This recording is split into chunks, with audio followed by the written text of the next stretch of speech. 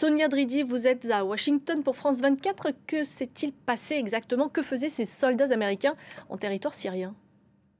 Alors oui, tout à l'heure, Washington a annoncé que cette attaque avait lieu en Jordanie, près de la frontière syrienne, mais la Jordanie a déclaré il y a peu que cette attaque n'avait pas été menée sur son territoire, mais plutôt sur la base militaire El Tanf, qui se situe en Syrie. C'est une base stratégique de la coalition anti-djihadiste. C'est notamment là que les Américains entraînent l'armée syrienne libre. Et c'est la première fois que des soldats américains sont tués dans la région, au Moyen-Orient, depuis le début du conflit entre Israël et le Hamas. Donc c'est vraiment un coup dur pour les États-Unis qui craignent désormais une escalade des tensions encore plus forte dans la région.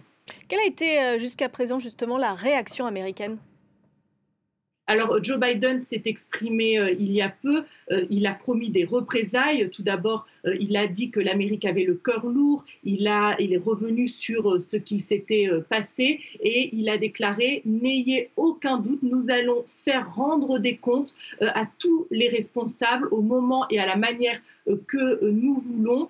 Il a également déclaré: nous savons que cela a été mené par un groupe de combattants radicaux pro-Iran opérant en Syrie et en Irak. Et il y a eu une déclaration d'un porte-parole du Hamas en réponse à la déclaration de Joe Biden qui a dit que la mort de ces 3 soldats était un message, je cite, à l'administration américaine. Il a notamment déclaré que la poursuite de l'agression américano-sioniste, je cite, à Gaza faisait risquer une explosion régionale. Et c'est vraiment ce que voulaient éviter les États-Unis jusqu'à présent, d'être impliqués directement dans le conflit.